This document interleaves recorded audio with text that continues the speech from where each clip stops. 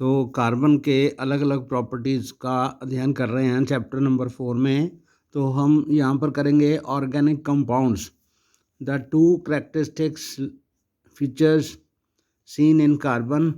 Carbon के दो ऐसे गुण हैं, दैट इज़ एक तो टेट्रा वैलेंसी है उसकी, एक तो उसकी वैलेंसी 4 है। एंड कैटिनेशन का मतलब है कि वो वैलेंस कोवलेंट बॉन्ड बनाता है दूसरे एलिमेंट्स के साथ। हाइड्रोजन के साथ मुख्य रूप में फ्यूल वाले ऐसे हाइड्रोकार्बन जो बनते हैं वो उसके कोवलेंट कंपाउंड्स हैं, और इस गुण को कैटिनेशन कहते हैं। दो इसके प्रॉपर्टीज़ हैं, कैरेक्टरिस्टिक्स जो हैं इसके, वो हैं टेट्रा वैलेंसी और कैटिनेशन। तो put together give rise to large number of compounds, इससे बहुत ज़्यादा गिनती में कंपाउंड्स हमें मिलते हैं। Many have the same non carbon atom और group of atoms attach to different carbon chains. तो बहुत सारे नॉन कार्बन एटम्स होते हैं या ग्रुप ऑफ एटम्स होते हैं जो कार्बन के डिफरेंट एटम्स के साथ चेन्स बनाते हैं। These compounds were initially extracted from natural substances. तो ये जो कंपाउंड थे, यौगिक थे, पहले कुदरती चीज़ों से बनाए जाते थे। And it was thought that these carbon compounds are organic compounds. तो इनको ऑर्गेनिक कंपाउंड्स माना जाता था। Could only be formed within a living system. तो ये सिर्फ जीवित चीज़ों में, इंसानों में या जानवरों में या पौधों में ही मिल सकते हैं। That is it was postulated.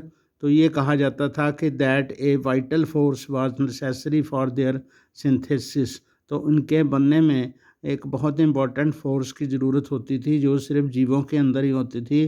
तो Frederick बोहलर discovered this in 1828 by preparing urea from ammonia cyanate। तो उसने यूरिया को अमोनिया साइनेट से केमिकली बनाया। But carbon compounds except for oxides of carbon carbonates and hydrogen carbonate salts continue to be studied under organic chemistry. तो फिर भी ये जो कार्बन के ऑक्साइड हैं और कार्बोनेट्स हैं, हाइड्रोजन कार्बोनेट्स हैं, ये जो सारे साल्ट्स हैं, इनको हम ऑर्गेनिक केमिस्ट्री के तहत ही स्टडी करते हैं। ऑर्गेनिक केमिस्ट्री का मतलब लिविंग जो जिंदा जीव हैं, चाहे पौधे हों चाहे जंतु हों, तो उनके साथ में उनके शरीर से या उन्हीं के से मिलने वाले जो कार्बन के कंपाउंड हैं उसको जो साइंस डील करती है उसको ऑर्गेनिक केमिस्ट्री कहते हैं। तो ये चैप्टर है जो कार्बन एंड इट्स कंपाउंड्स है, तो उसमें भी ऐसे ऑर्गेनिक कंपाउंड्स का अध्ययन जो है वो होता है। तो ये है saturated and unsaturated carbon compounds. तो संतृप्त कार्बन कंपाउंड्स और असंतृप्त, यानी कि संतृप्त का मतलब, सैचुरेटेड का मतलब जिनके बॉन्ड्स जो हैं वो संतुष्ट होते हैं, सभी उसके बॉन्ड्स पूर्ण तौर से बने हुए होते हैं। तो अनसैचुरेटेड में बॉन्ड जो होते हैं वो अधूरे होते हैं। We have already seen the structure of methane. हमने पहले से ही मीथेन का स्ट्रक्चर का अध्ययन हमने किया है। तो उसका CH4, जैसे मैंने पहले आपको यहाँ पर बताया था,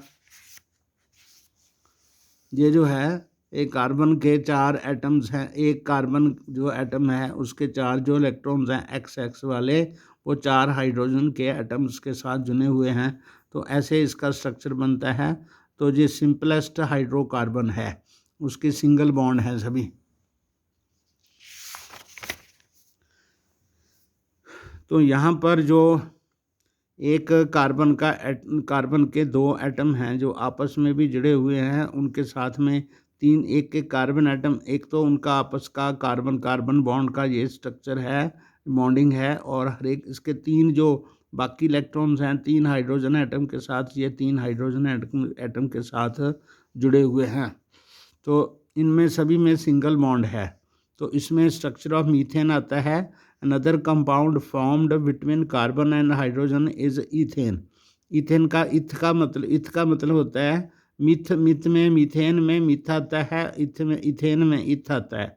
तो मीथेन का मतलब 1 होता है, कार्बन एटम इसमें 1 होगा। तो इथेन में कार्बन एटम कितने होंगे? 2। इसका फार्मूला है C2H6। तो इसमें हाइड्रोजन के जो एटम हैं वो 6 हैं, तो इसका फार्मूला होता है CN, तो H2N+2।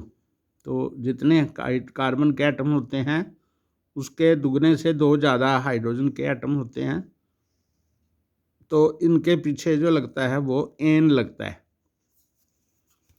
इनके पीछे क्या लगता है? एन। तो ये सिंगल बॉन्ड वाले हैं। In order to arrive at the structure of simple carbon compounds, तो इनके स्ट्रक्चर को देखने के लिए the first step is to link the carbon atoms together.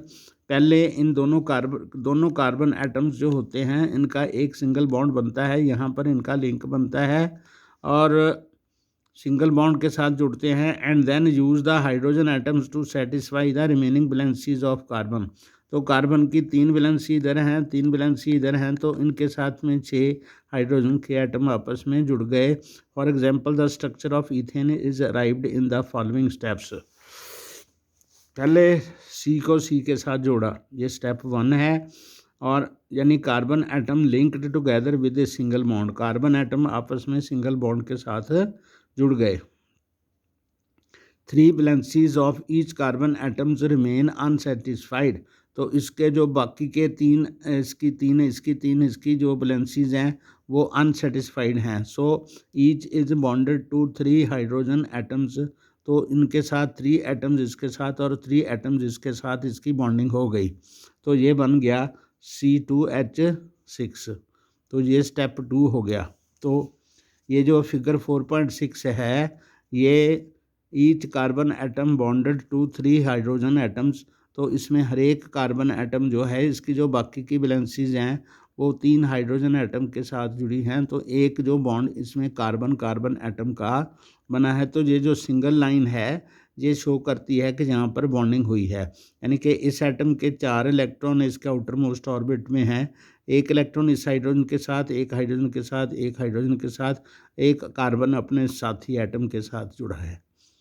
तो the electron dot structure of ethane is shown in figure 4.6C। तो ये जो है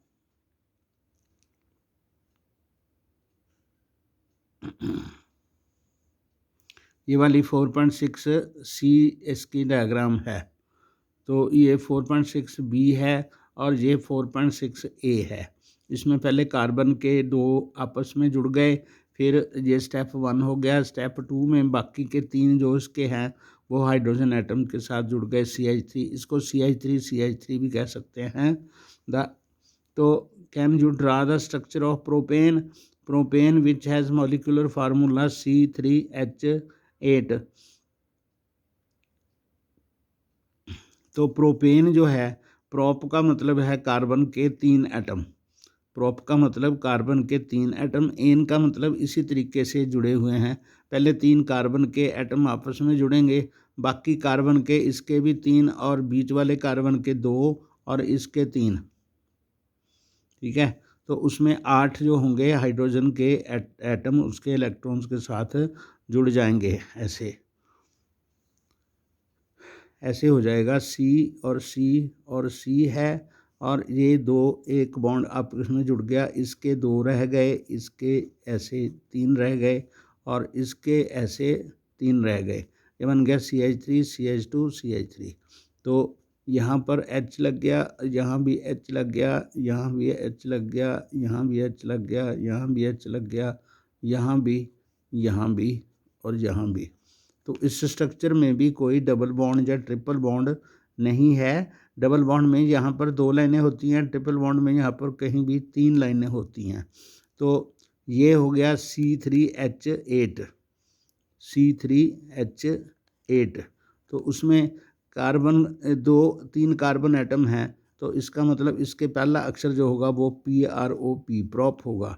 तो अगर ये इसके बाकी के जो बैलेंस, ये जो बॉन्डिंग है सारी, ये उसके सेट हाइड्रोजन एटम के साथ जुड़ने से सेटिस्फाई हो रही है, तो इसका मतलब इसके पीछे ANE लगेगा, क्योंकि सभी पर यहाँ पर सिंगल बॉन्ड है।